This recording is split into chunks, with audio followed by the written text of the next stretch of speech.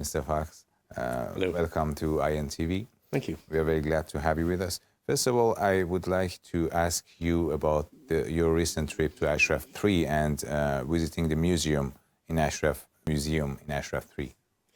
I think it's very easy for people to see it as just a series of dreadful atrocities and abuses of human rights. But what struck me the most from my visit was not the cruelty and the wickedness of the people who were carrying out torture and imprisonment and execution, but the dignity and the courage and the commitment of those who endured all that suffering and whose spirit is continued today in the Iranian resistance movement. Mm-hmm. And in Ashraf 3, you had time to talk to the Ashrafis. What was it like an experience to talk with them? Well, I talked to people who had actually experienced the suffering and the degradation imposed by the regime on those who were unfortunate enough to be the victims in their prisons. Mm-hmm. It was very moving to hear people talk about, what it was like to see friends executed, to be tortured themselves. And there's this incredible sense of dignity. And what struck me was that the desire for freedom, as I said while I was there, is so deeply ingrained in the human soul that no amount of barbarity can suppress it.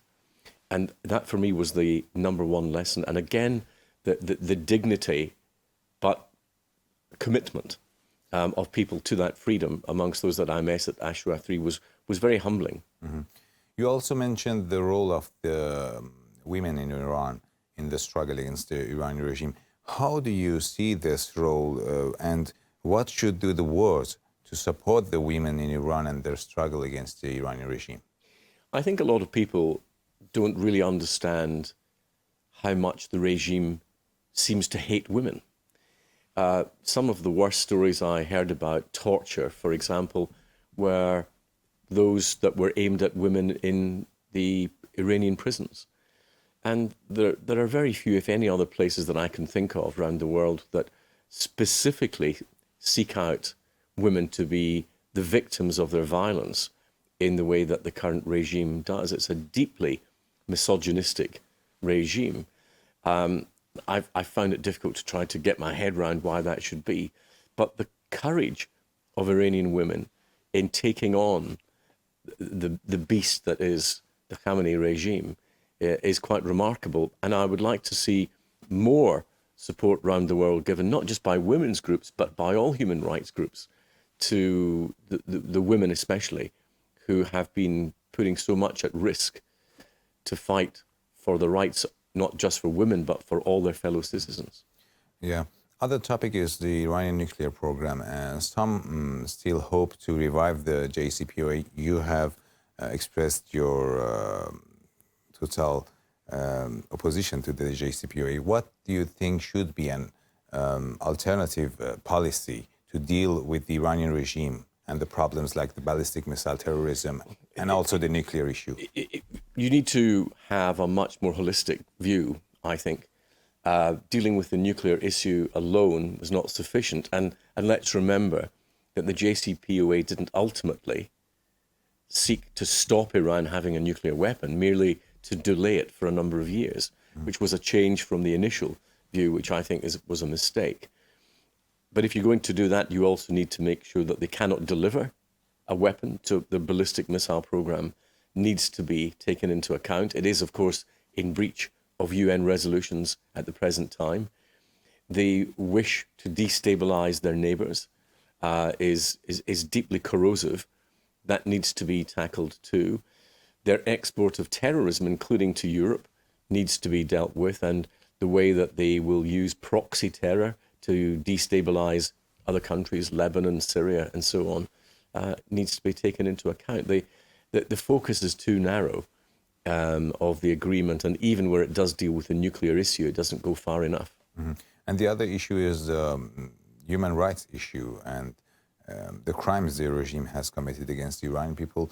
one part of those crimes is what you mentioned in the museum from Ashraf, like the massacre 1988, and other part is what is going on right now in Iran after the uprising 7-8 months ago. What do you think the international community should do and can do to hold the Iranian regime accountable for its human rights record? This is a regime that has no respect whatsoever for human dignity or human life. And that has been true since the beginning of the regime, since Khomeini took over with the massacres in 1988, right through to the present day. The policy hasn't changed. Perhaps it becomes more extreme or more widely used at any one time, but the inherent viciousness of the regime hasn't altered. And I think that needs to be taken into account when we think about how we deal with Iran, and also when you're talking about limitations. You also spoke about the need for Western policymakers. You said that they need to stand up to Iranian regime's abhorrent practices and make it clear that we won't be blackmailed by such a regime with no moral authority. What specific actions do you think should be taken in that regard? Well, we continue with the sanctions that we have at the present time, if necessary, tightening them. I would like to see the IRGC regarded as a terrorist organization. I would like to see it proscribed in the UK. I've also, in the British Parliament, been talking about why we should ban Iran Air from using our airports. We need to think of as many ways as possible of making clear our opposition to what it is that they're doing. But we also have a duty to tell people what is happening and use all the means at our disposal to ensure that as wide an international public as possible recognize what is being done in Iran today. Mm. Do you think, is there any legal issue that prevents your government to list the IRGC as terrorist group? I think it's a political argument. I have argued and will continue to argue that they should be regarded as a banned organization. The IRGC are the means by which a hugely distorted, dishonest and vicious theocratic government imposed their will on the Iranian people. They are the vehicle by which the mullahs oppress the people of Iran, and they need to be held to account for their behavior.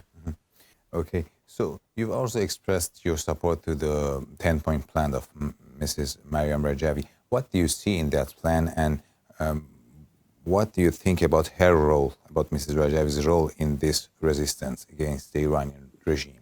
Well, first of all, I think she's a very remarkable woman, brave.